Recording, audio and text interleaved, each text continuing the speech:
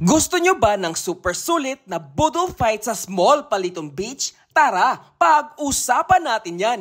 Maayong adlaw, this is J. Perpetual Kid at tara!